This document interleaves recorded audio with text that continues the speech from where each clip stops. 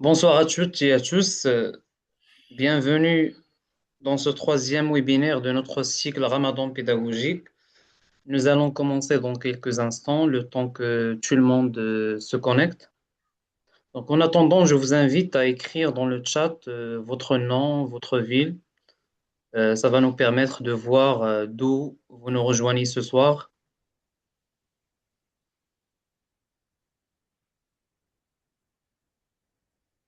Donc, je vois déjà des participants connectés.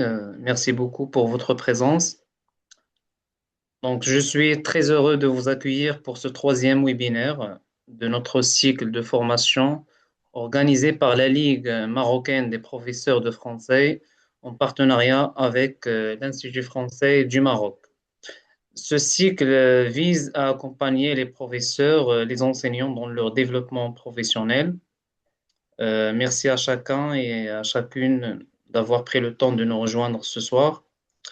Lors des précédents webinaires, nous avons abordé des thématiques liées à l'intelligence artificielle et au pilotage des actions et des projets éducatifs et associatifs. Ce soir, nous allons nous intéresser à une question très concrète pour notre pratique quotidienne, à savoir comment passer du projet pédagogique à la séance didactique. Nous avons le plaisir d'accueillir ce soir M. Hassan Belgra, qui est professeur de l'enseignement supérieur au Centre de formation des inspecteurs de l'enseignement à Rabat et qui est également membre du bureau national de la Ligue marocaine des professeurs de français. Donc, avant de lui donner la parole, nous allons structurer notre webinaire en trois temps et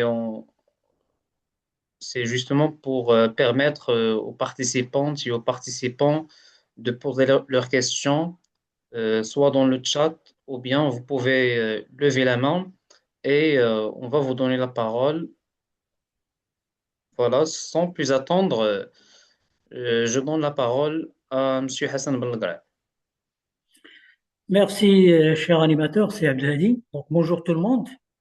Bonjour, cher animateur, c'est Abdelhadi Sebron, les Bonjour. enseignants qui assistaient à ce webinaire.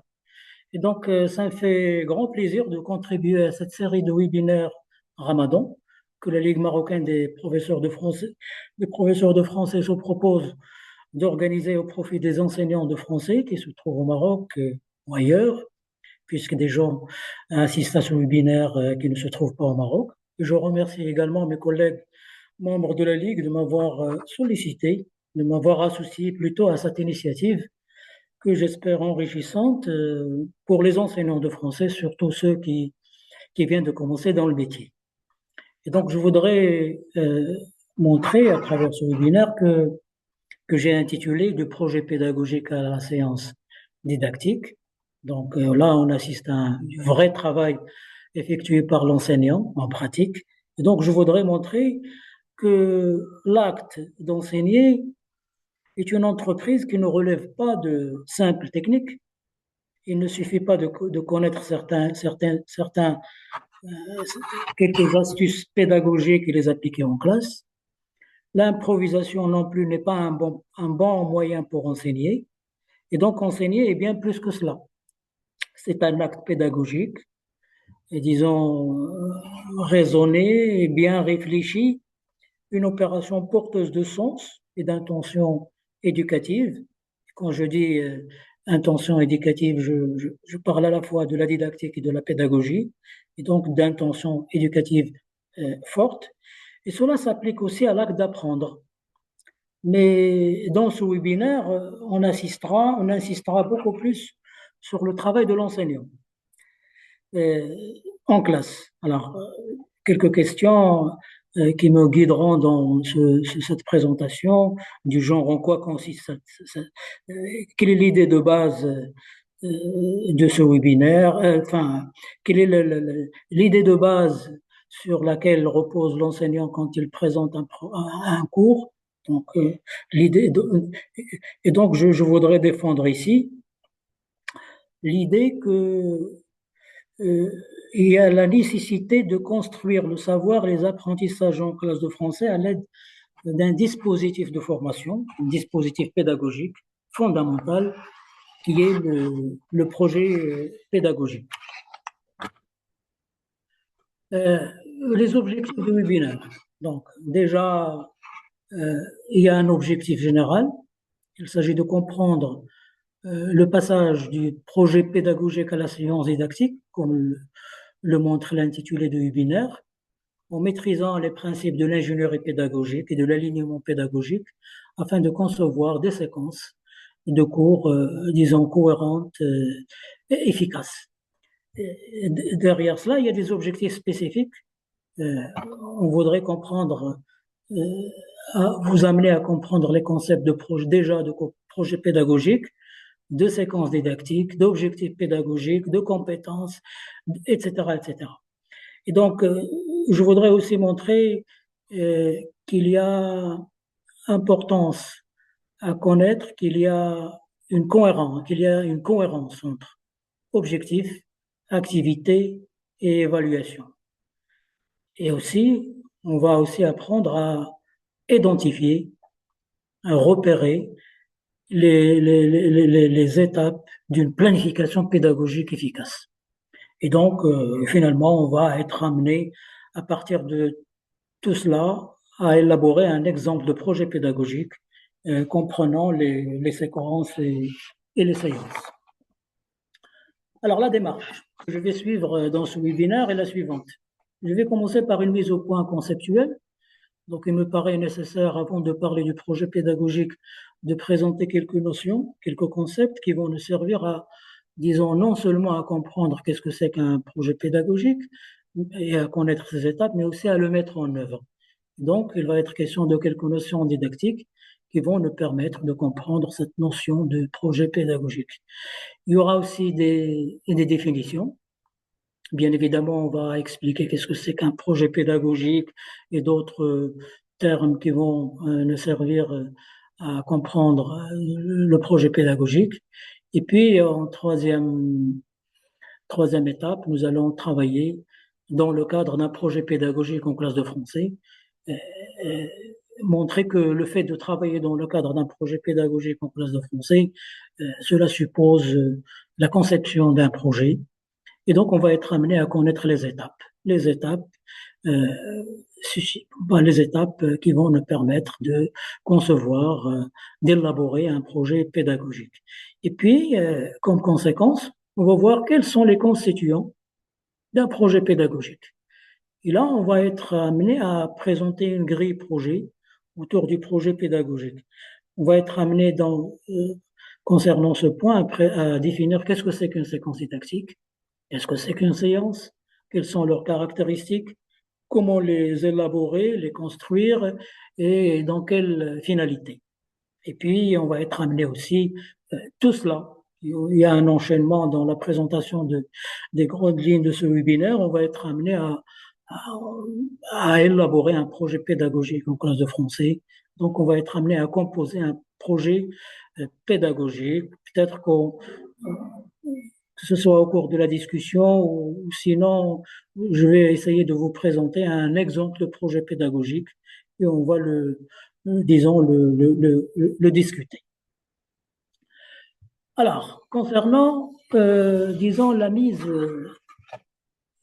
en, je commencerai par le premier point, la mise au point conceptuelle.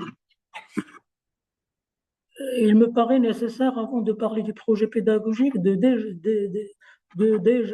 déjà montrer ou d'être d'accord sur notre compréhension à propos de quelques concepts, parmi lesquels j'ai choisi quelques-unes, quelques notions, comme l'enseignement et l'apprentissage, qui sont souvent présentés de manière associée en didactique des langues. Vous savez que l'objectif de toute relation d'enseignement-apprentissage d'une langue étrangère reste, on est d'accord là-dessus, disons l'appropriation par l'apprenant de savoir et de savoir-faire langagier et la capacité de les utiliser dans des contextes particuliers. Et donc, comme je l'ai dit, les mots enseignement et apprentissage sont souvent des termes présentés de manière associée, car ils sont complémentaires. Et donc, cela suppose une méthode ou une méthodologie d'enseignement. Donc, on est dans le cadre de l'enseignement. Cela suppose également l'activité de l'apprenant et ses manières d'apprendre. Et là, on est du côté de l'apprentissage. Donc, on voit qu'il y a nous sommes devant deux processus indépendants. L'enseignement est une sorte de médiation cohérente, structurée et organisée entre l'objet d'apprentissage et l'apprenant. Alors, euh, alors déjà, quand on dit cohérente, structurée, organisée, alors ça sous-entend le fait d'organiser son cours de manière euh, organisée, méthodique, et ça rejoint euh, le projet pédagogique. Deuxième concept ou deuxième série de concepts qui me paraissent importants dans ce webinaire, c'est la différence entre didactique et pédagogie. Alors, c'est que généralement, pour comprendre l'articulation entre savoir et enseignement, pédagogie et didactique, on recourt au concept que vous connaissez certainement, c'est le triangle pédagogique, où il y a le savoir, l'élève et aussi l'enseignant. Et donc, pour aller vite, je sais que la didactique s'intéresse au processus d'acquisition, transmission des connaissances à partir du point de vue des savoirs. Donc, c'est le rapport entre l'enseignant et les savoirs. Tandis que la pédagogie porte sur la relation, ou les relations, euh, enseignant-élève ou élèves entre eux dans une situation d'apprentissage. Donc, pour résumer, on dira que la didactique questionne les savoirs, les contenus savants. On va voir, on apprend à travers la didactique comment ces savoirs-là enseigner, comment ils sont constitués, structurés, décomposés, hiérarchisés, comment les transmettre, comment les évaluer, quelle procédure enseignante choisir, pourquoi, etc., etc. Et donc, euh, le triangle pédagogique est un système triangulaire d'interaction complexe. Et donc, savoir, enseignant, donc, il paraît euh, très, euh, très synthétique. Et ça nous montre quand est-ce qu'on parle de didactique, quand est-ce qu'on parle de pédagogie. Et donc, c'est un concept aussi qu'on utilisera aussi quand on envisage d'élaborer, de construire un projet pédagogique. Autre concept, c'est la situation didactique, qui on va être amené à parler de situation didactique quand on élabore aussi un projet pédagogique. Et ça, c'est un concept qui implique une intention d'enseigner, d'apprendre, euh, autour d'un contrat didactique qui est composé d'obligations implicites relativement au savoir qui se noue entre l'enseignant et les élèves. Et puis la didactisation, un autre terme, la didactisation, c'est tout acte d'enseignement. C'est une définition tirée de l'Encyclopédie Universalis. Euh, Tout acte d'enseignement suppose un objet d'enseignement mis à la disposition de l'apprenant. Donc, euh, didactiser un savoir, derrière, il y a tout un processus de vulgarisation où il y a la méthode, il y a un canevas, une méthode, une structure, etc. Et puis, autre terme que je considère très important, c'est la transposition didactique. Quand on élabore un projet pédagogique, il y a toujours une intention de vulgariser, de transposer un certain savoir. Et donc, la transposition didactique exprime le passage du savoir savant au savoir enseigné, que vous connaissez certainement tous. Et puis, l'évaluation. L'évaluation est très présente aussi dans le projet pédagogique. Et puis aussi, je ne vous apprends rien si je vous dis que l'évaluation, il est diagnostique, formative, sommative, etc. Alors, on passera, si vous le permettez, et donc derrière tout cela, à partir de tout ce survol concernant les définitions et la présentation préliminaire à ce webinaire concernant le projet pédagogique, présenter, expliquer ces notions me paraît fondamental, comme je l'ai dit tout à l'heure, parce que ça nous permet de s'aventurer, ça nous permet de nous aventurer plutôt dans le projet pédagogique. Donc, il est temps maintenant de passer à la définition du projet pédagogique. En quoi consistent ces étapes? Il sera aussi question de séquences et aussi des modalités de sa construction. Et puis, on répondra à la question pour quelles raisons un enseignant décide de concevoir un projet, de le construire, etc.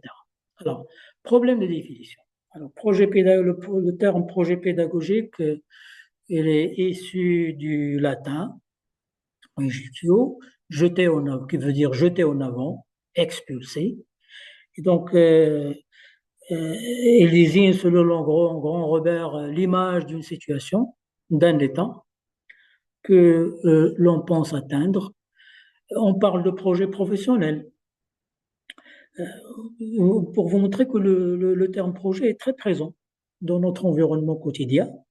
On parle de projet professionnel, projet de vie, projet d'avenir, projet de voyage, de recherche.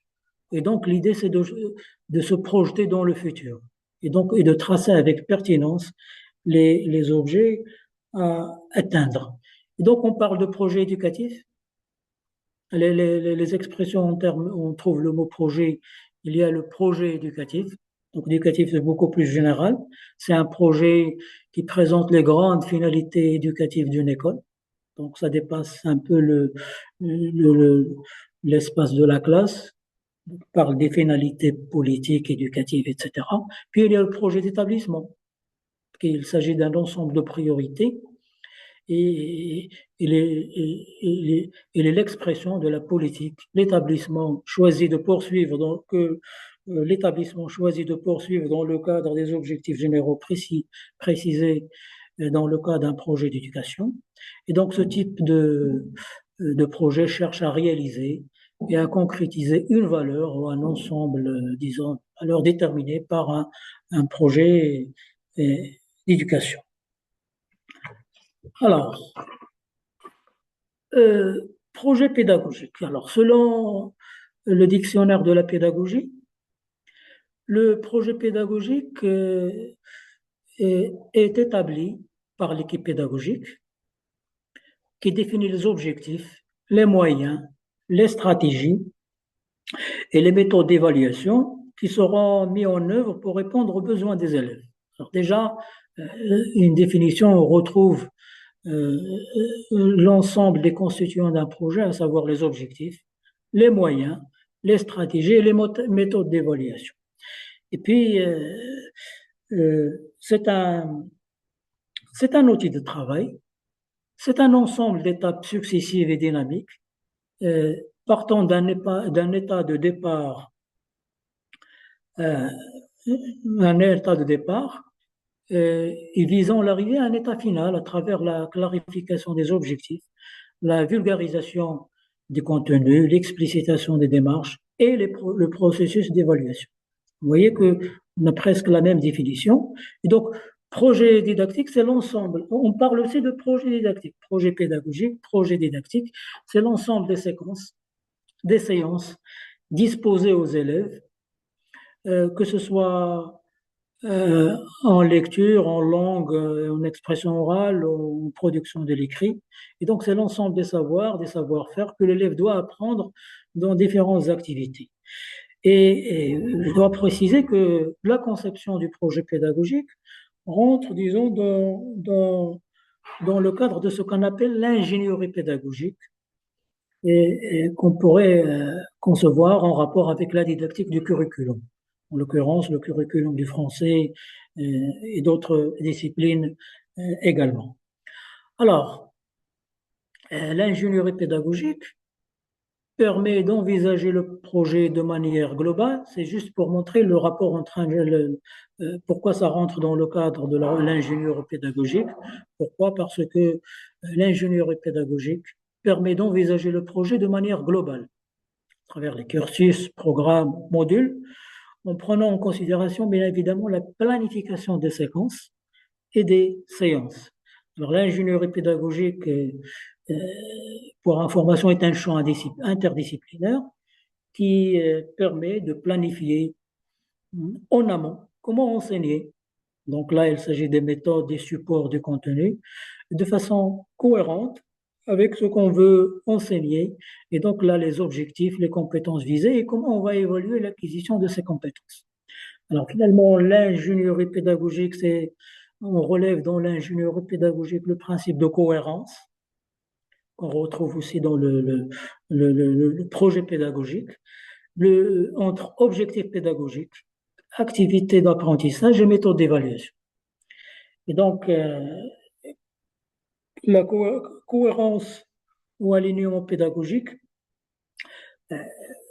donc l'idée qui se répète et sur laquelle on voudrait insister, c'est qu'il y a une cohérence entre les visées d'apprentissage, les stratégies d'activité d'apprentissage et les méthodes disons, d'évaluation. Euh, et donc, la planification pédagogique. Pour planifier un cours ou un savoir, un contenu, il y a plusieurs niveaux. Il y a le niveau macro, la planification annuelle, on répartit les grands thèmes et les compétences à couvrir sur une année scolaire, en prenant en considération le calendrier, les examens et aussi les contraintes institutionnelles, si on a. Et puis le plan intermédiaire à court terme, où on organise le travail par semestre ou par période. Donc chaque séquence couvre 2 ou 4 semaines. Et puis finalement, il y a la planification opérationnelle qui concerne le court terme. Il détaille le déroulement d'une séquence ou d'une séance, disons, de travail, une séance donnée. Alors finalement, le projet pédagogique, euh, pour résumer, c'est une démarche organisée et planifiée qui vise à structurer les activités éducatives au sein d'un cadre cohérent. Et donc ce projet, la particularité de ce projet est qu'il définit les grandes lignes des objectifs à atteindre tout en prenant en considération les besoins et les intérêts des apprenants. Et donc ce projet est une sorte de feuille de route pour les enseignants qui va faciliter la mise en œuvre leur faciliter la mise en œuvre des méthodes d'enseignement et l'évaluation des acquis.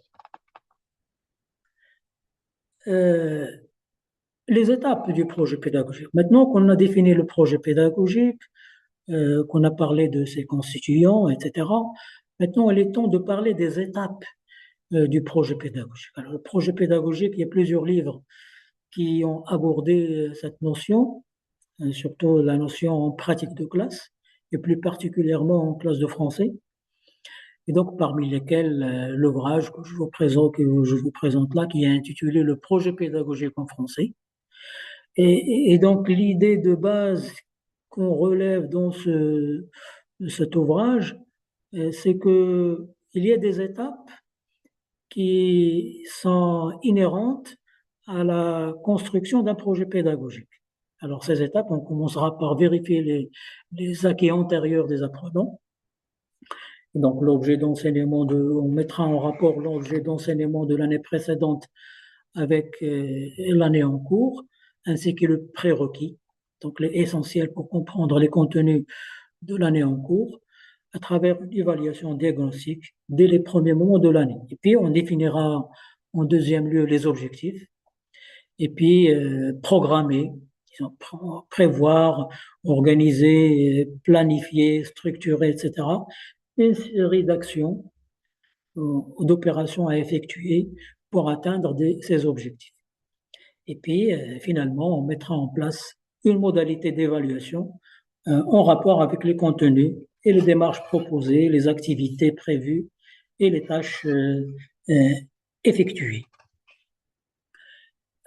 On revient maintenant à ce qu'on appelle la séquence didactique, qui est une partie inhérente au projet pédagogique. Alors, c'est quoi une séquence didactique?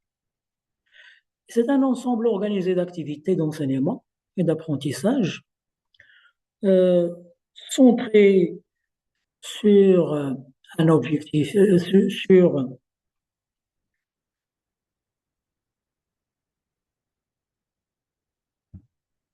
disons, de production orale ou écrite, amenant les élèves à s'approprier un objet déterminé.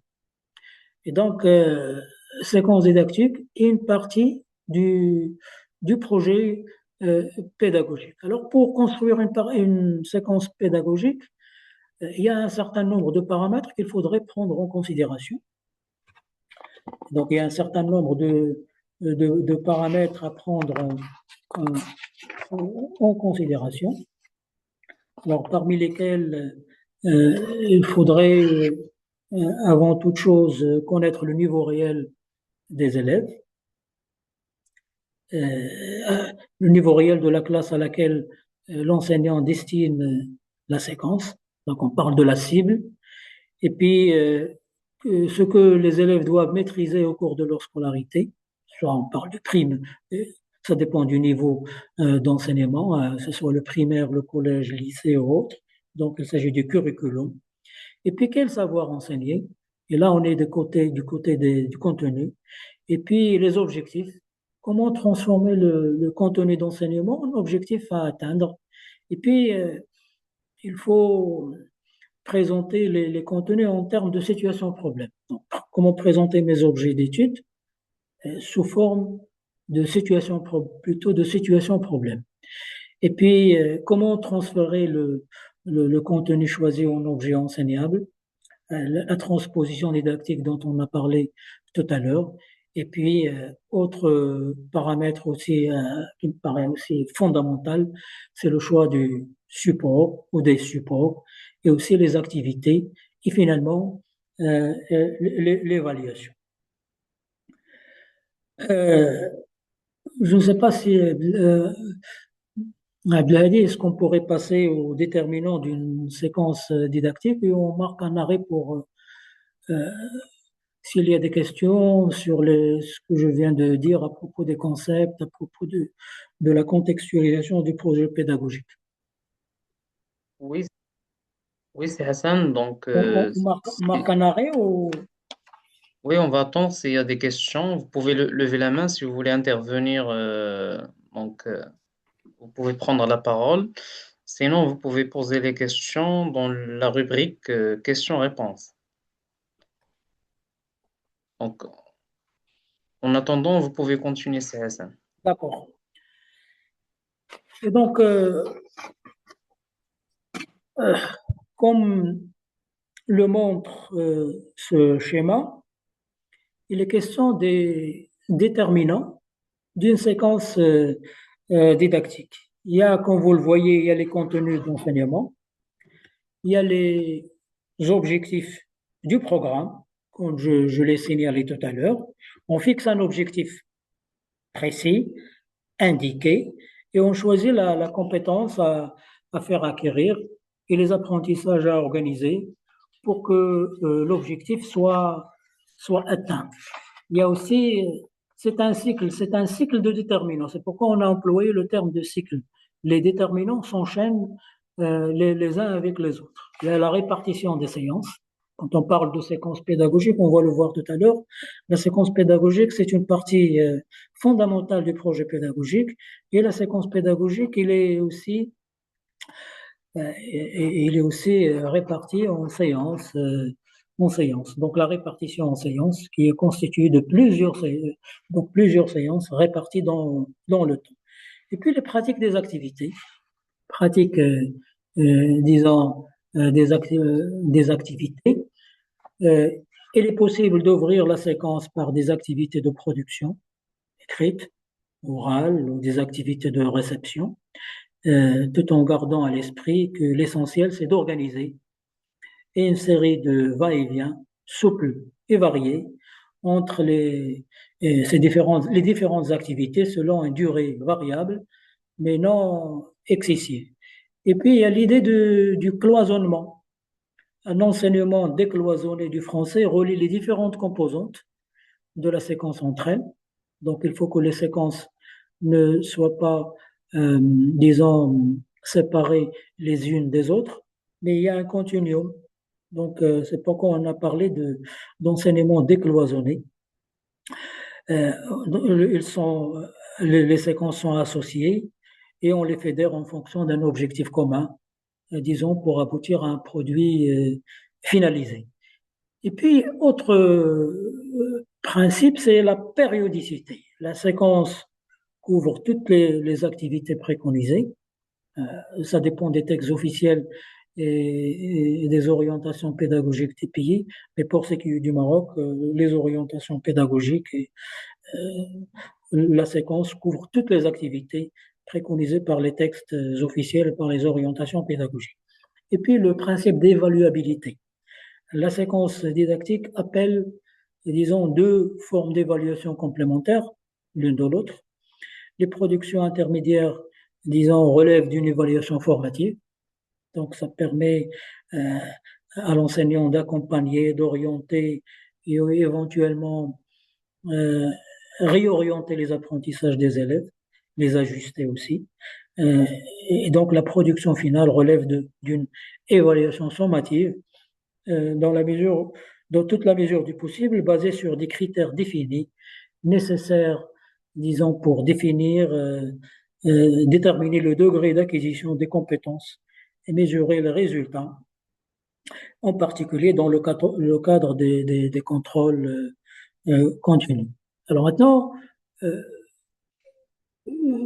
puisqu'on a parlé de la séquence, de ses déterminants, de ses constituants, il va être question maintenant de voir comment construire une séance. Euh, disons d'abord que de- avant de parler de la séance, on a parlé de la séquence didactique. Et donc, organiser une séance didactique, c'est maîtriser un ensemble de savoirs, de connaissances théoriques, un ensemble de savoirs, de connaissances théoriques et méthodologiques propres à un domaine particulier, et aussi des notions linguistiques, grammaticales, littéraires, philosophiques, culturelles, artistiques, historiques, et il est aussi question des typologies des textes, de l'énonciation, des structures argumentatives, etc., qui constituent des outils d'analyse fondamentaux pour didactiser des savoirs euh, à enseigner. Donc la discipline française, par exemple, suppose la mise en place de progression raisonnée des savoirs en vue de rendre leur acquisition optimale, les gestes didactiques relevant de leur opérationnalisation. Et là, c'est une citation. Et donc, la séquence. La séquence, euh, c'est quoi? C'est un ensemble de séances. Donc, ça me permet de parler aussi de séances, articulées entre elles dans le temps et organisées autour d'un ou deux ou plusieurs activités pour atteindre des objectifs fixés par euh, le programme. Alors, pour, C'est Hassan. pour ce- non, oui, Nous avons juste une question dans la rubrique questions-réponses, oui, euh, plutôt une intervention. La oui. phase de présentation du projet est importante également, par exemple aux parents et à d'autres groupes classes, dans la mesure où ils valorisent le travail des apprenants et de l'enseignant, et cela déclenche, surtout chez l'apprenant, une motivation intrinsèque forte pour la suite des apprentissages, projets ou autres. Vous pouvez intervenir et Je n'ai pas vu le clarifier. message, donc oui, c'est vrai. Vous parlez l'intervention parle de présentation du projet ou préparation du Oui, projet. oui. Moi je pense que le participant voulait parler des projets élaborés par les élèves et non pas le projet pédagogique au Oui, sens voilà. où vous l'avez présenté. Justement, au début, il est question du projet pédagogique, comme le montre l'intitulé du projet, c'est très précis, du projet pédagogique à la séquence didactique. Donc, il est évidemment, connaît, c'est vrai, la notion de projet pédagogique, comme je l'ai montré tout à l'heure, c'est une notion générale. Quand on parle au début, normalement, la première définition de la notion de projet pédagogique, c'est et pourquoi on l'appelait projet pédagogique. C'est un projet qui interpelle ou qui fait travailler les élèves autour d'un projet, en l'occurrence un projet culturel, etc. Et donc, euh, un projet pédagogique. Mais la définition que dans ce webinaire que j'ai donné au projet pédagogique, c'est un projet pédagogique en classe de français, donc en rapport avec le curriculum. C'est pourquoi j'ai parlé de séquences pédagogiques et de séances. Donc la notion de projet rejoint la notion de projet didactique. Il faudrait peut-être mieux parler de projet didactique plutôt que de projet pédagogique. Et là, vous avez tout à fait raison. Mais que ce soit le projet pédagogique dont parle l'intervenant, enfin celui qui a posé la question, ou le projet pédagogique en termes de curriculum, celui que j'envisage de présenter aujourd'hui, il est question il est fondamental de faire participer les élèves à ce projet, sinon ils ne seront pas motivés, etc. Donc il faut les motiver, il faut les interpeller, les motiver pour qu'ils adhèrent au projet pédagogique. Et donc peut-être qu'il vaudrait mieux parler de projet didactique. Voilà. Je ne sais pas si j'ai répondu à la question. Oui, très bien, c'est Hassan. Une autre question. Est-ce que la séquence didactique correspond à l'unité didactique?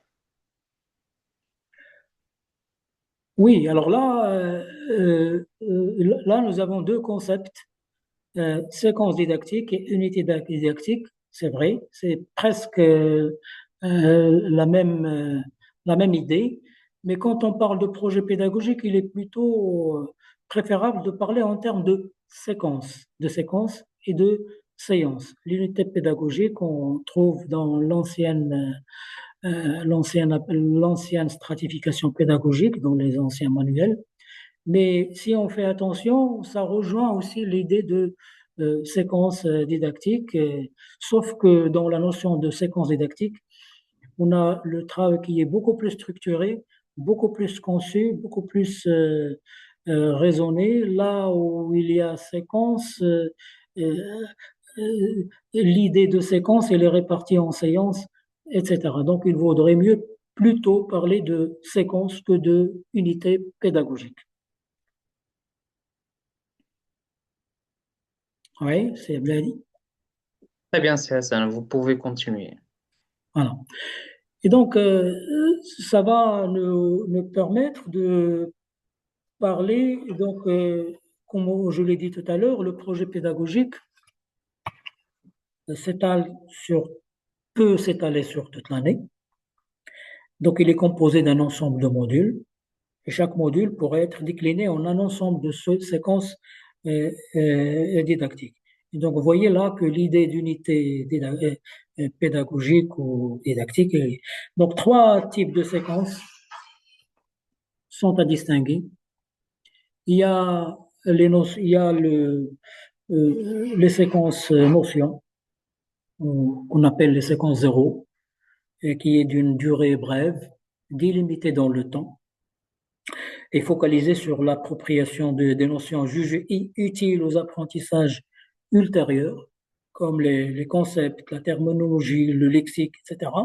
Pour le cas du texte littéraire, par exemple, comme on insistera sur les notions de récit, de discours, d'instance narrative, etc. Et puis, deuxième type de séquence, les séquences situationnalisantes, cette fois-ci de durée longue et de fréquence variable, centrées euh, euh, centrées sur une question jugée importante, donc une thématique ou formelle, etc. Et donc, plus de séances de lecture ou plus de séances de langue ou de production écrite orale, on verra à travers l'exemple que je vais vous donner. Et puis les séances libres, qui sont de courte durée, très concises aussi, et qui sont laissées à l'initiative de l'enseignant, exemple en rapport avec la culture générale, l'intertexte, etc. C'est dit, je continue ou... Oui, c'est Hassan, oui. Oui. Alors, maintenant, les étapes. Une fois que j'ai parlé des constituants d'un projet pédagogique, savoir les séquences, les séances, etc., et d'autres paramètres à prendre en considération, et puis les constituants d'une séquence. Alors maintenant, on va voir les étapes. Alors, il y a deux étapes. Il y a en amont de la séquence, donc au départ, il faut penser à planifier la séquence. Comment? Il faut définir les objectifs en fonction du public, de la durée et du support. Il faut définir des objectifs. Par exemple, il y a des objectifs communicants. Juste pour donner des exemples qu'on retrouve aussi dans plusieurs manuels qui travaillent en, sous la forme, qui travaillent en termes de projet. Des exemples, des objectifs communicatifs où on détermine les actes paroles, par exemple, à atteindre, des objectifs linguistiques où il est question disons, d'identifier les éléments du lexique, du vocabulaire, de grammaire, de phonétique. Il y a aussi des objectifs culturels où il s'agit euh, d'intégrer des aspects culturels et interculturels. Et puis, il y a deuxième étape, c'est la construction. Donc, la construction de la séquence. Construction c'est la mise en route. Donc, on commence par la mise en route, à l'aide d'une image, d'un schéma, une carte mentale, etc. Il s'agit pour l'enseignant de mobiliser la connaissance des élèves et d'entrer facilement dans la séance. Et puis, la découverte du support et sa compréhension, donc pré-écoute ou une pré-lecture. Donc, on travaillera à partir du paratexte, à partir d'une image, à partir d'une référence, etc. Et puis la compréhension globale, euh, pardon, et puis la découverte du support et sa compréhension. Et puis la compréhension globale, donc les fameuses questions qu'on pose qui, quoi, où, quand, etc. Et puis une compréhension détaillée, où il s'agit d'analyser en détail le contenu présenté. Et ça sera aussi l'occasion de travailler sur la langue, donc à travers du repérage, conceptualisation et systématisation des concepts linguistiques, et toujours en rapport avec, euh, avec l'objectif présenté, etc. Et puis la production écrite orale, où il s'agit euh, de réutiliser, de réemployer les connaissances acquises dans des activités de production. Et finalement, les tâches finales, la tâche finale, c'est la réutilisation des élèves de ce qu'ils ont appris dans la réalité. Euh, voilà, je vais vous donner un exemple de séquence. Si vous prenez euh, une séquence de français où il est question d'apprendre à rédiger un texte argumentatif. Je donne l'exemple utilisé par beaucoup d'enseignants, surtout ici au Maroc. Euh, la séquence porte sur la rédaction d'un texte argumentatif. Donc, on précisera le niveau, en l'occurrence le lycée, 4 séances de 1 heure chacune. Compétences visées, donc rédiger un texte argumentatif structuré. Donc, il y aura plusieurs euh, manière d'organiser un texte argumentatif. Ça dépend du sujet, ça dépend de la thématique, de l'intention, de l'objectif, etc. Mais on retient euh, la structure générale que tout le monde connaît, c'est la thèse, antithèse, synthèse, disons très facile pour les élèves. Et puis des objectifs généraux.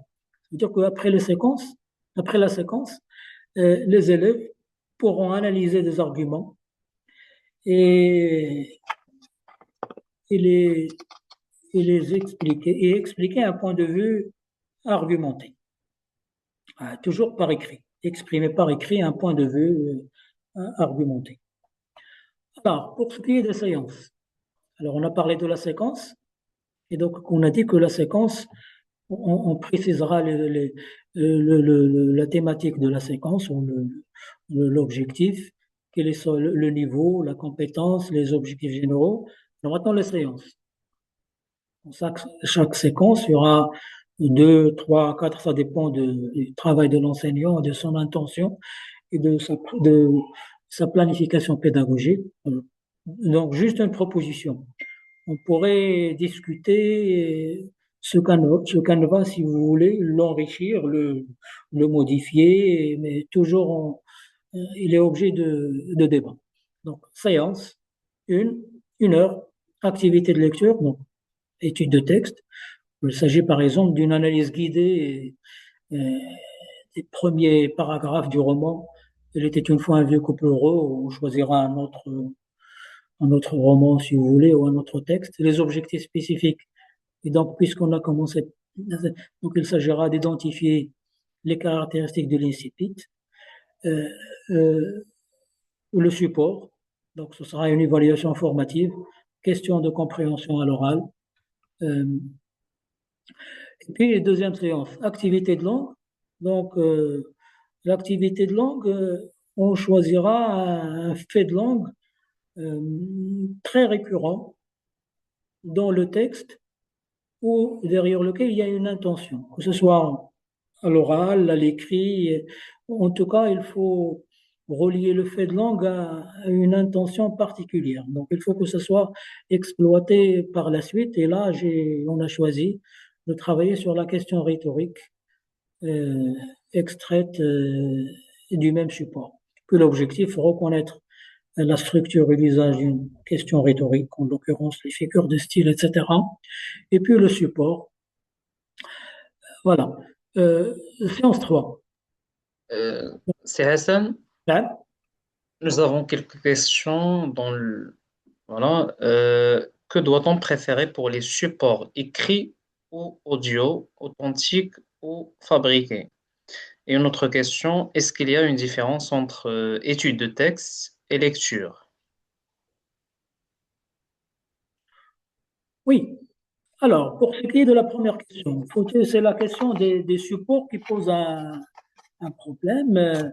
L'enseignant elle est devant une panoplie de supports et en fonction de son cours, en fonction des besoins des élèves, en fonction de leur niveau, de leur facilité, de leur euh, manière de comprendre, de leur niveau, parce qu'il a fait un test au début, de leurs préférences aussi. C'est en fonction de tous ces paramètres qu'il doit choisir le support. Il peut choisir un support audio, il peut choisir un support iconique, une image, ou un support texte. L'essentiel, c'est que les supports doivent être variés. C'est pourquoi dans un manuel, on peut trouver une variété de supports. Même si, je ne sais pas, celui qui a posé la question, est-ce qu'il parle du texte littéraire? Quand on fait une analyse du texte littéraire, est-ce qu'on est obligé à chaque fois de travailler sur un texte écrit? On peut travailler sur un support audio, un support visuel, un support iconique, etc. Voilà, la variété des supports, elle est très importante, elle est exigée, elle est même exigée. Alors, pour ce qui est de la lecture et de l'analyse de texte, Oui, les appellations, l'étude de texte et lecture. oui, Étude de les texte. appellations. Vous savez que l'appellation ou ces dénominations posent problème en didactique du français. Quand on fait une analyse de texte, ou une étude de texte en classe de français, ou avec les élèves, il est question de plusieurs notions. On dit explication de texte, analyse de texte, compréhension de texte, lecture. Vous voyez, toujours est-il que l'idée, euh, surtout quand on parle quand on travaille dans le cadre du projet pédagogique est de structurer, d'organiser, euh, disons, d'organiser l'explication qu'on fait avec les élèves. Et donc, à mon avis, on peut l'appeler lecture, on peut l'appeler étude de texte. L'idée, c'est que l'enseignant arrive à structurer l'explication qu'il donne aux élèves. C'est vrai que quand on parle de l'étude de texte, il est question d'étudier le texte, il est question de l'interpréter, il est question de l'expliquer, il est question de le comprendre. Vous savez que dans la littérature concernant la lecture de manière générale, la lecture des textes surtout, on fait la différence entre comprendre un texte, entre expliquer un texte et l'interpréter. Donc c'est la compréhension, l'explication, l'interprétation. Alors la question que je pose ici, quand l'enseignant euh, fait une analyse de texte ou une lecture, on peut l'appeler comme on veut, il peut se demander, il peut se poser la question suivante. Est-ce qu'il est en train d'expliquer le texte, de faire comprendre le texte aux élèves ou de l'interpréter? L'idée que je voudrais euh, montrer ici est que quand on fait l'analyse de texte, il est question de tout cela à la fois. Il est question de faire comprendre le texte. Donc, comprendre, quand on dit comprendre le texte, c'est le comprendre au premier degré. Donc, c'est généralement quels sont les personnages du texte, quel est le lien de parenté de tel personnage avec tel autre, etc. Donc, c'est la compréhension minimale.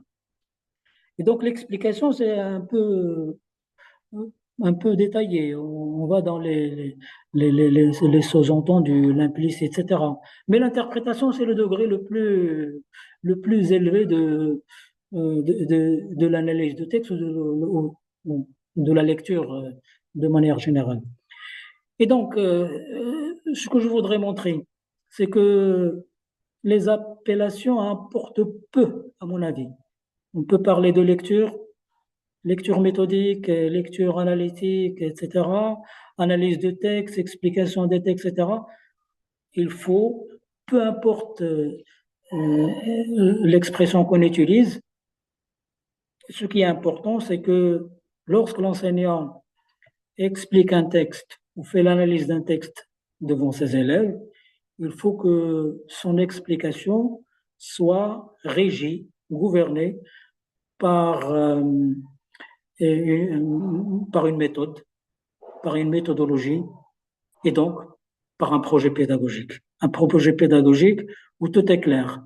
Il y a les objectifs, il y a les séquences, il y a les intitulés des séquences, combien vont durer les séquences, les séances, quel est l'objectif final, est-ce qu'on a relié les faits de langue à l'objectif principal, est-ce que est-ce qu'en production écrite, les élèves, dans leur production écrite, est-ce qu'ils voient le rapport entre l'analyse de texte ou la lecture, est-ce qu'ils ont exploité ce qu'ils ont appris dans ces activités en production écrite, etc., etc. Voilà, c'est ça. Je pense avoir donné quelques éléments de réponse. Sinon, on pourrait discuter.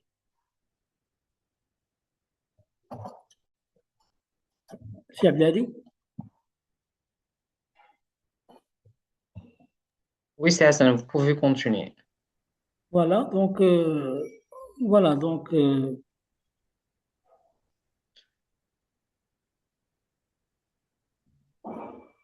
donc comme je l'ai dit, donc, un autre exemple de séquence, donc la rédaction d'un texte argumentatif. Là, je suis en train juste de vous donner un exemple de projet pédagogique bâti ou construit sur la base de séquences et d'océans. Cela dit, on pourrait choisir un autre contenu, un autre objectif, etc. L'essentiel, c'est de comprendre que derrière le projet pédagogique, il y a toute une stratification, il y a toute une organisation, une structure qu'il faudrait prendre en considération, à savoir la notion de séquence et la notion de séance. Et vous savez que l'intitulé de ce webinaire, c'est du projet pédagogique à la, voilà, à la séance, à la séquence pédagogique. Et donc, et qui dit séquence dit aussi séance. Et donc, on est en train de montrer la construction d'un projet pédagogique. Et donc, l'exemple que je suis en train de montrer ici, c'est la rédaction d'un texte argumentatif. Mais cela dit, on pourrait choisir un autre objectif. Donc, niveau, compréhension visée, c'est arrivé à ça. Et donc, voilà. Donc, l'objectif, c'est que les élèves arrivent à, à analyser des arguments et exprimer un point de vue argumenté. Alors, les activités, oui, voilà, donc là, euh, voilà. Une autre séance, mais cette fois-ci consacrée à l'activité orale. Prends l'exemple du débat sur la question qu'on pourrait poser aux élèves, et, choisir une question qui pourrait les motiver, mais toujours en rapport avec l'objectif initial et l'intitulé du projet pédagogique ou de la séquence de manière générale. Alors cette fois-ci, on a proposé aux élèves cette question. Préférez-vous la vie rurale ou urbaine? Donc on pourrait choisir d'autres questions. Donc l'objectif, c'est prendre position. Donc, amener les élèves à prendre position. Alors, quand on fait l'activité orale, c'est une séance d'activité orale, sachant qu'on pourrait envisager une séance de langue, par exemple, où il s'agit d'expliquer aux élèves comment prendre position. Donc, cette fois-ci, peut-être faudrait-il insister sur un cours, sur un fait de langue en rapport avec les actes de langage, mais pas les actes de langage de manière générale, mais juste un certain type particulier d'actes de langage où il s'agit de prendre position et de donner des arguments, mais cette fois-ci à l'oral, pas à l'écrit. Et là, à l'occasion de faire la différence entre l'oral et l'écrit, et donc voilà. Euh, donc, on pourrait choisir un matériel, exemple, questionnaire, débat, etc. Et- donc, évaluation, etc. Euh, on pourrait, comme enchaînement, comme continuum, il y a un rapport, l'oral et l'écrit, donc l'écrit, une séance de l'écrit, où il s'agit de rédiger un texte argumentatif sur la même question, pour qu'il y ait un enchaînement, pour qu'il y ait une cohérence. Et donc, l'objectif cette fois-ci, c'est de construire un discours. Et comme on a déjà vu la notion de thèse, antithèse, synthèse, là, il s'agit de les mettre en pratique à travers c'est de la production de l'écrit. Donc, voilà. Voilà un exemple de Canva. Alors, tout ce que je viens de préciser, tout ce que je viens de préciser, je l'ai schématisé ici. J'ai parlé du projet pédagogique, j'ai parlé de ses constituants, de sa définition, de ses constituants, des paramètres à prendre en considération lorsqu'on envisage de travailler dans le cadre d'un projet pédagogique. Alors, juste un schéma qui résume donc le niveau, le projet, donc l'intitulé du projet, donc les compétences prévues, donc on va les serier. Mais là, c'est juste un exemple qu'on pourrait, comme je l'ai dit, discuter, modifier, enrichir, etc. Mais il reste un canevas qu'on pourrait mettre en rapport avec une activité précise. Donc lecture, donc des extraits de texte, des faits de langue, donc des outils linguistiques, production de l'oral, et puis production de l'écrit. Vous savez, les quatre, quatre éléments, euh, disons, fondamentaux d'un projet pédagogique. les activités qu'on envisage dans le cadre d'un projet pédagogique, donc lecture, extrait de texte. Encore une fois, quand on est amené à choisir des textes, il y a des paramètres pour choisir des textes. On ne choisit pas les textes comme ça de manière gratuite. Non. Il y a des paramètres à prendre en considération quand on choisit des textes. Ça dépend de notre objectif, ça dépend du curriculum, ça dépend euh, enfin, de l'objectif du cours, etc., etc. Et de la même manière qu'il y a des critères pour choisir des textes, il y a aussi des critères que l'enseignant doit prendre en considération pour choisir des faits de langue. Quand je suis devant un texte que je suis appelé enseigner, à enseigner à des élèves, peu importe le niveau, le choix des faits de langue n'est pas gratuit aussi.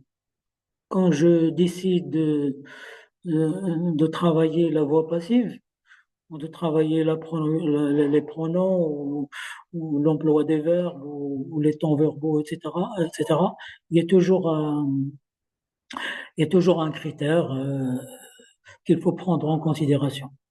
Si je, si je choisis un texte sur la description ou sur ou qui raconte une histoire, il y a nécessairement des faits de langue qui servent à raconter l'histoire ou à décrire qu'il faudrait prendre en considération.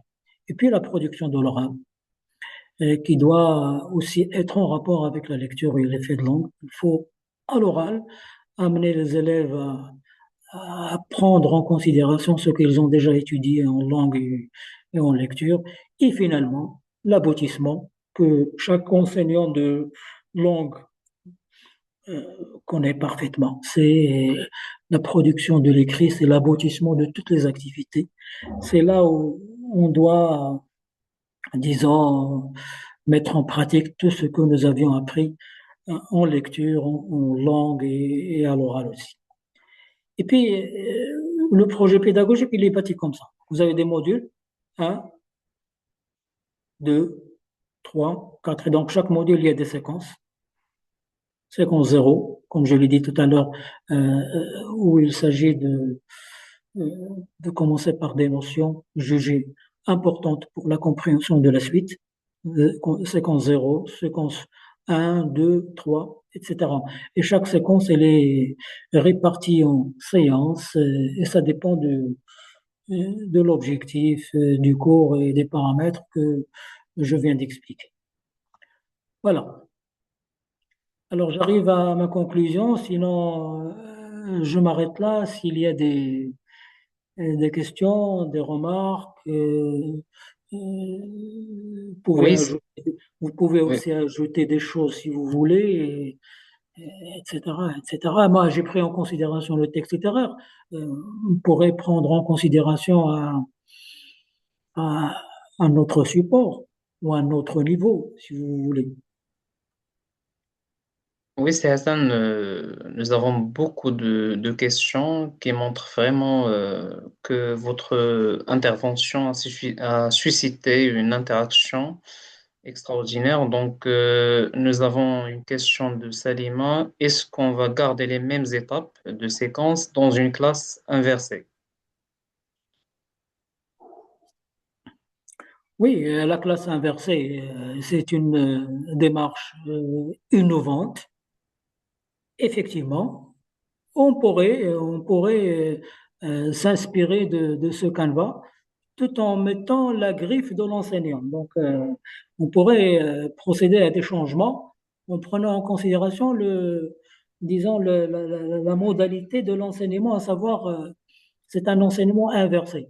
Donc, il n'est pas bâti sur la présence effective, physique, etc. Donc, on pourrait s'en inspirer parce que dans l'enseignement inversé, l'idée, c'est de faire comprendre un certain savoir tout en gardant à l'esprit cette idée de pédagogie inversée. Voilà. Eh bien, une autre question pertinente de Mohamed Salim. Concernant les compétences visées, doit-on toujours choisir les compétences mentionnées dans les orientations pédagogiques? Quelle est la limite de la liberté de l'enseignant dans ce cadre? C'est très intéressant d'avoir évoqué ces orientations pédagogiques qui datent de 2000, 2007, 2009. Oui, c'est Hassan? Oui, vous savez que l'enseignant, quand il fait son cours, il est libre, c'est vrai qu'il est libre, mais il est toujours orienté par un certain nombre de textes, en l'occurrence les textes officiels. On imagine mal un enseignant qui construit son projet ou qui fait son cours sans prendre en considération les orientations pédagogiques ou le curriculum de manière générale. Vous savez que un enseignant, un bon enseignant, pas un enseignant, c'est celui qui concilie, qui prend en considération aussi bien les orientations pédagogiques. Quand je dis les orientations pédagogiques, ce n'est pas le document, mais c'est les grandes orientations pédagogiques en matière d'enseignement du français, par exemple. Pourquoi? Parce que les élèves sont appelés à subir des examens, des tests, etc. à la fin de l'année. Et donc, ils sont censés connaître quelques points du programme. Et donc, l'enseignant, il est obligé de faire, voilà, de faire de les suivre, de les prendre en considération.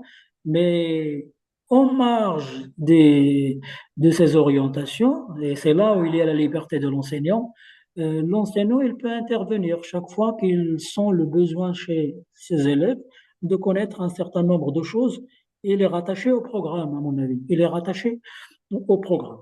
Voilà. Et c'est là Merci. où consiste l'innovation de l'enseignant. Merci, c'est Hassan. Je prends la question de Soukaina Boukhlel qui demande si la démarche du projet pédagogique à la science didactique présentée pour le français peut-elle être appliquée également dans la didactique des maths ou des sciences? À mon avis, je ne sais pas ce qui se passe chez les enseignants de maths, mais à mon avis, c'est le projet pédagogique, c'est un concept qui peut, Transversal. oui, transversal, qui peut s'appliquer à l'ensemble des matières, à l'ensemble des disciplines, que ce soit en maths, en physique, et d'ailleurs la notion de projet. La plupart des notions didactiques, elles sont forgées par des mathématiciens, en l'occurrence la transposition didactique, et donc ce sont des didacticiens de mathématiques qui ont forgé la plupart des concepts. Donc quand on parle de projet pédagogique, l'idée c'est abstraction faite des notions que je viens de mentionner, en l'occurrence séquence, module, etc. L'idée, c'est de bien structurer son cours, son enseignement, pour que les élèves y voient clair. Ben, c'est ça l'idée de base. Cela dit, on pourrait, à mon avis, appliquer et investir cette notion dans d'autres disciplines, à moins qu'il y a parmi l'assistance des professeurs de maths ou de physique ou d'arabe ou d'autres matières qui nous diront est-ce que c'est possible ou non, etc. Merci, c'est Hassan. Une autre question de Mhjoub. Quelle distinction entre activité orale spontanée et activité orale structurée? Quand faut-il travailler l'activité orale spontanée avec les apprenants et quand faut-il effectuer l'activité orale structurée avec les apprenants? Ben c'est vrai, comme je l'ai dit tout à l'heure, ça dépend. Avant de faire chaque intervention pédagogique, il faut faire attention aux besoins des élèves et à leur niveau. Alors, s'agissant d'un niveau, disons, débutant, par exemple, on peut, à travers l'année, parce que le projet pédagogique, on peut le travailler au cours de l'année.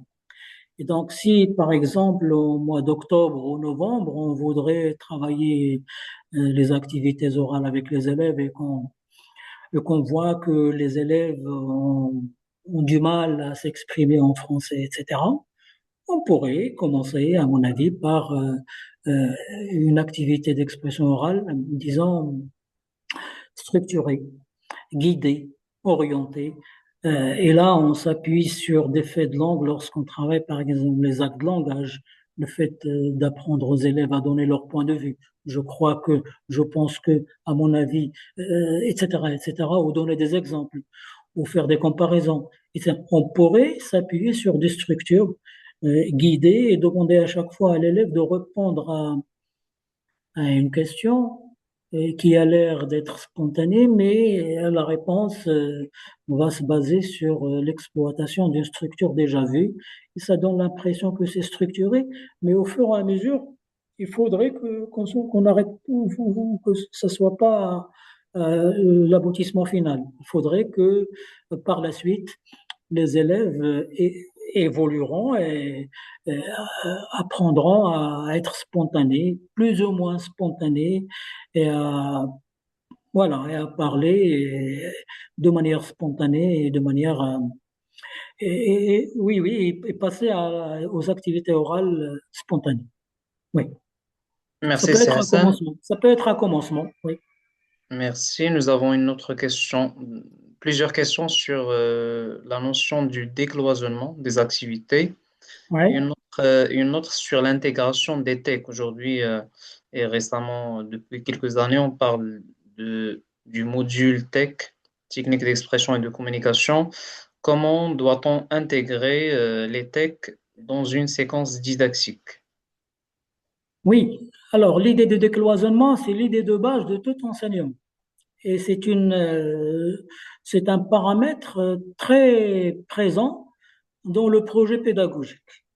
Comme je l'ai dit tout à l'heure, il ne suffit pas, surtout lorsqu'on parle du projet pédagogique. Quand on dit projet, c'est un projet. Et qui dit projet dit liaison entre les parties.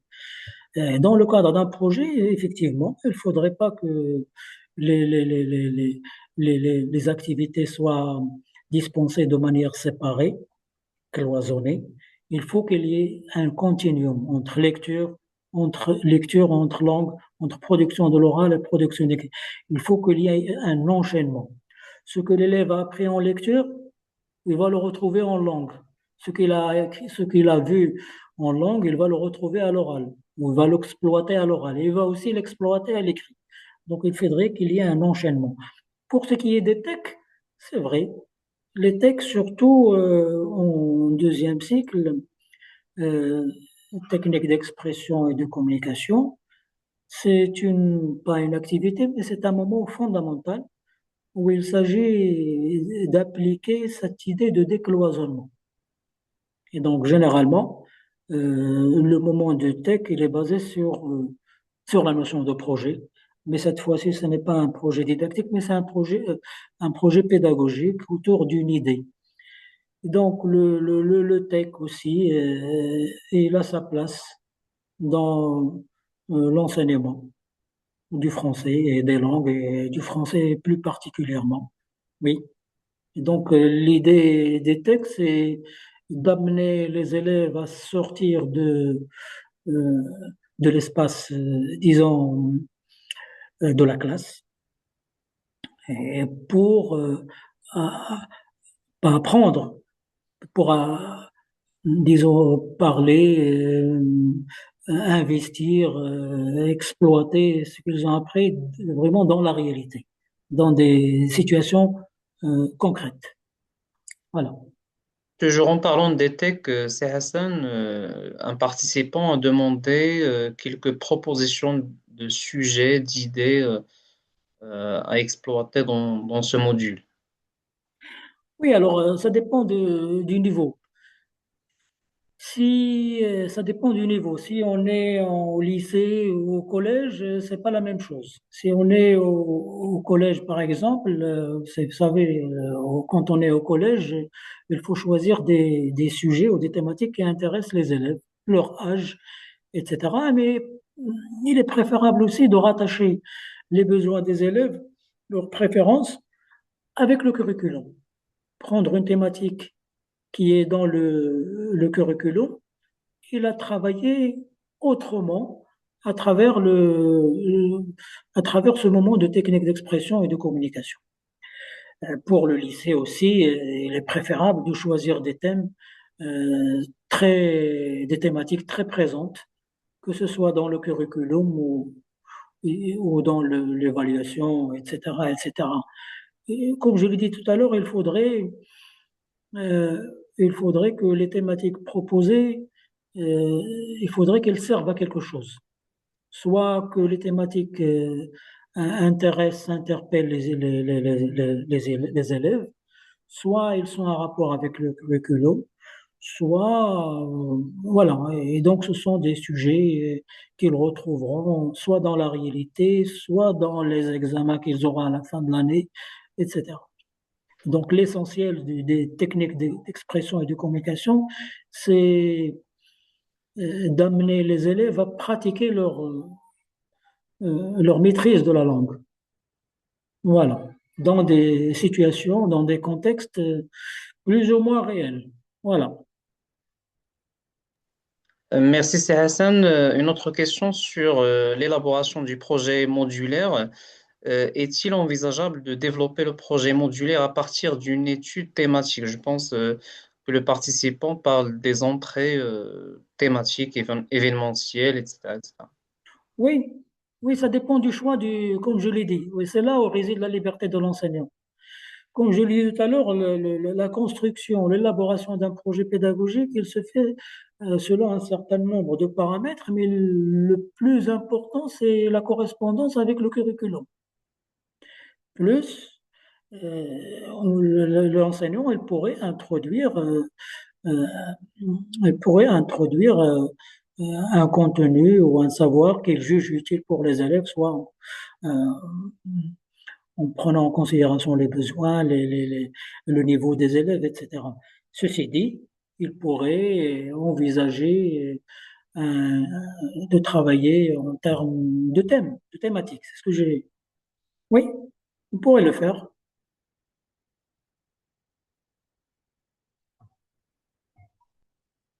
Euh, Pardon.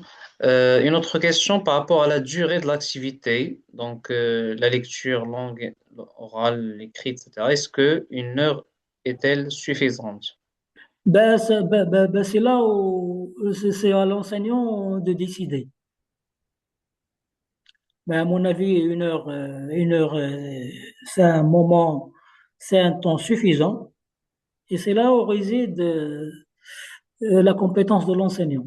C'est faire en sorte que dans une heure, il présente une petite problématique, un petit problème, un objectif à réaliser, très simple.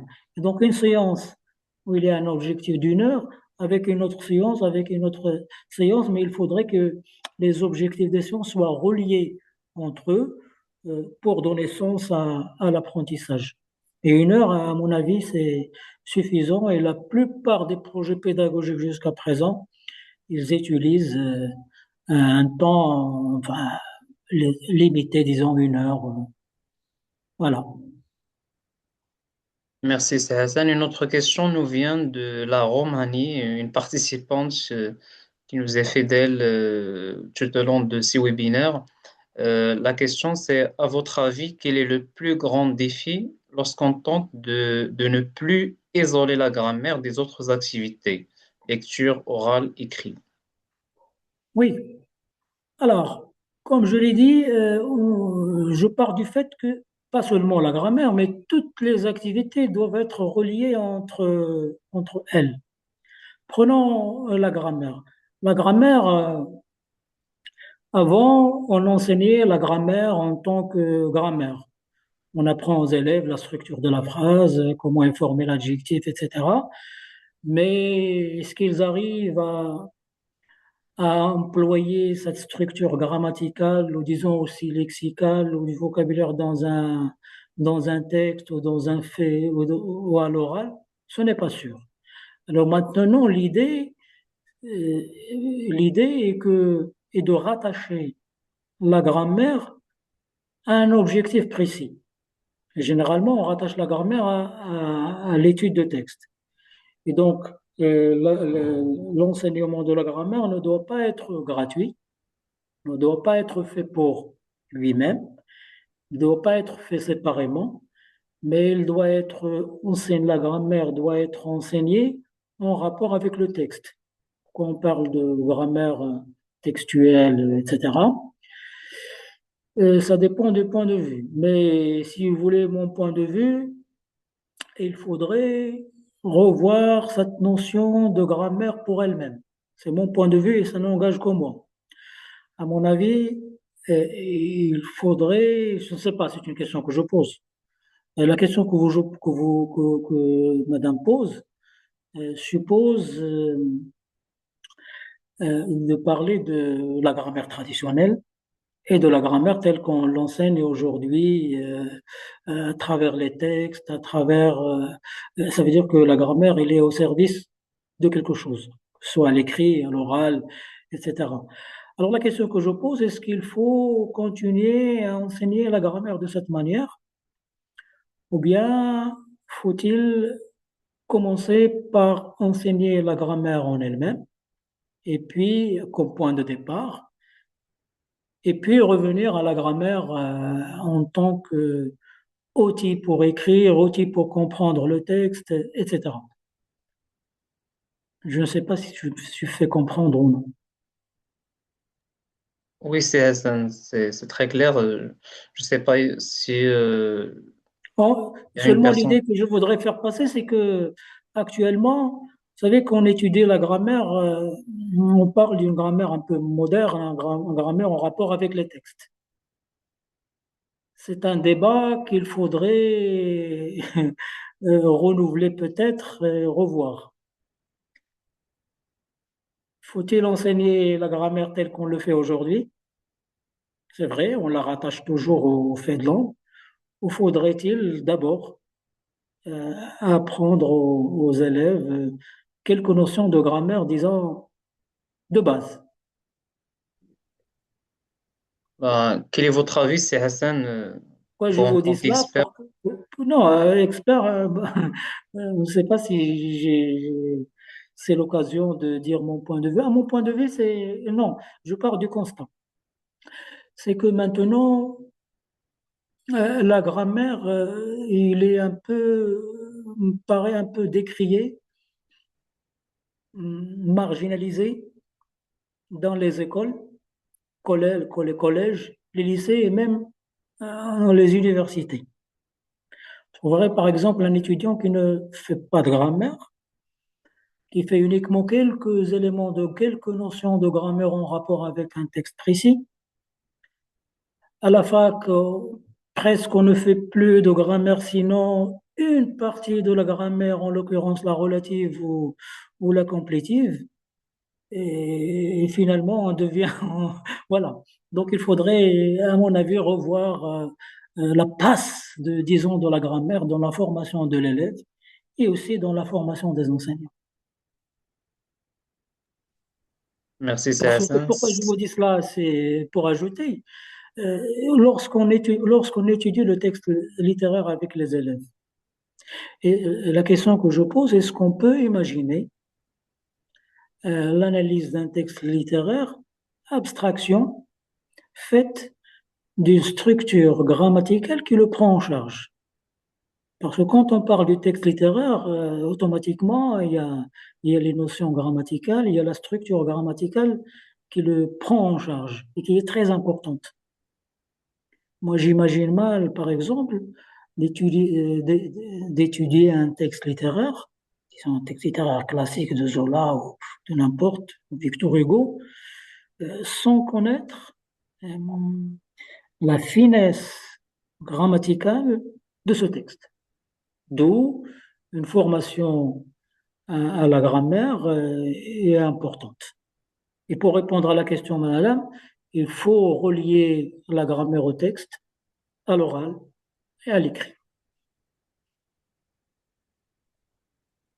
Oui, c'est Hassan en lien avec votre intervention. Est-ce que vous pensez qu'aujourd'hui, nos élèves vivent une fracture dans la transition collège-lycée, sachant qu'aujourd'hui, au collège, on travaille plutôt C'est des actes de vrai, parole, l'approche communicative, actionnelle, alors que au lycée, il faut étudier des œuvres intégrales, les analyser. C'est vrai, il y a le mot fracture, on en parle beaucoup. Je ne sais pas ce qui se passe dans les autres pays, mais concernant notre système éducatif, c'est vrai, on assiste à je dirais pas fracture, mais je dirais une certaine séparation entre les cycles.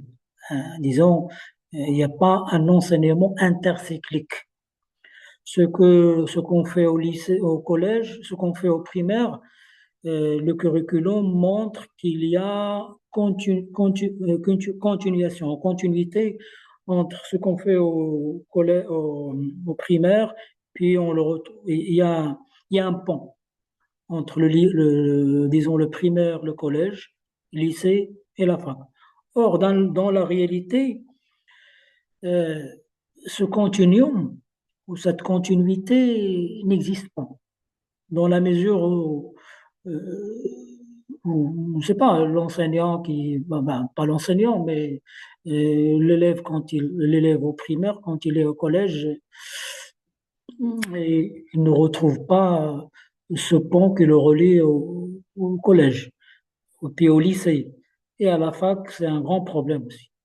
À la fac, il n'y a pas un rapport entre ce qu'on fait au lycée et à la fac. D'où, c'est ce qui explique qu'il y a beaucoup d'abandon des ans scolaires et universitaires.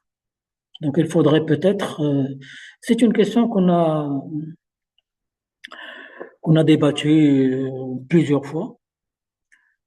Euh, ce problème de fracture, pas, je l'appelle pas fracture, mais il n'y a pas une relation intercyclique entre il y a pas de rapport entre les cycles. Il faudrait que dans le curriculum prochain, il faudrait que les décideurs veillent à, à la présence de cette continuité entre primaire, lycée, entre primaire, collège, lycée, faculté. Cela nous évitera beaucoup de dégâts, beaucoup d'abandon scolaire et universitaire.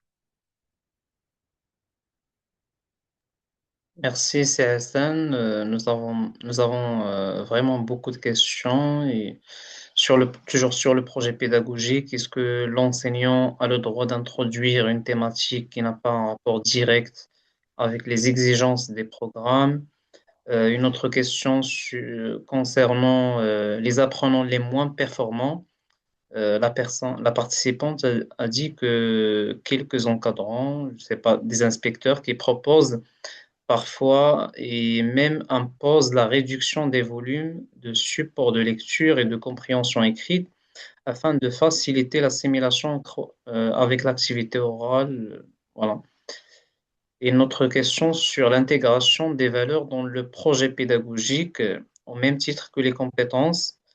Dernièrement, on parle des CVC. Voilà, Oui, parole, c'est ça.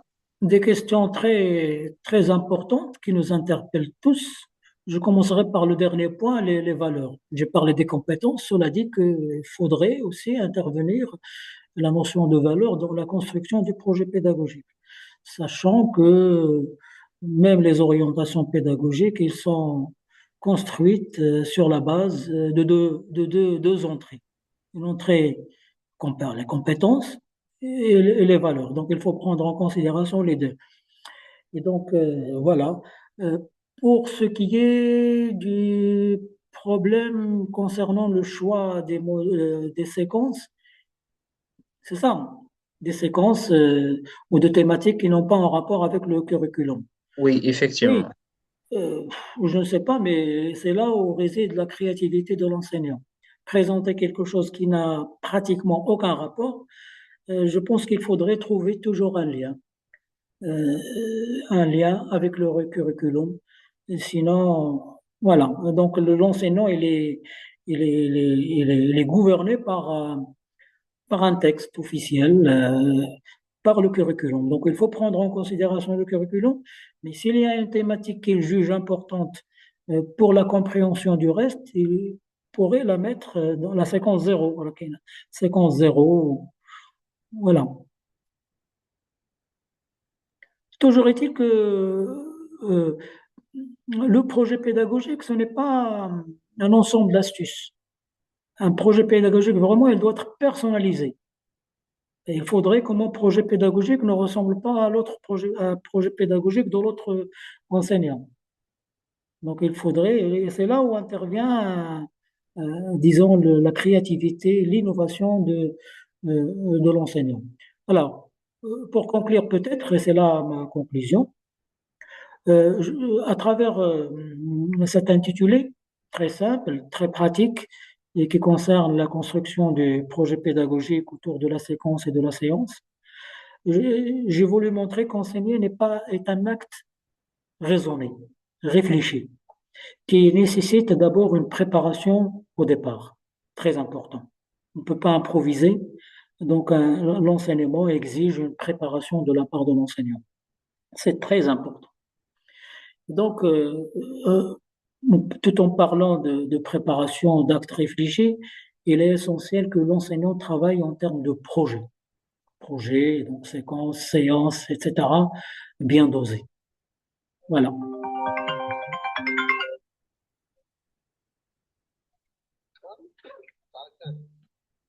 Voilà.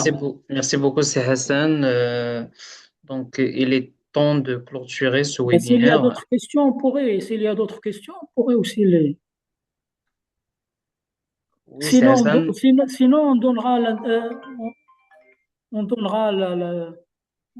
ça dépend. Bah, allez-y. Oui, oui, on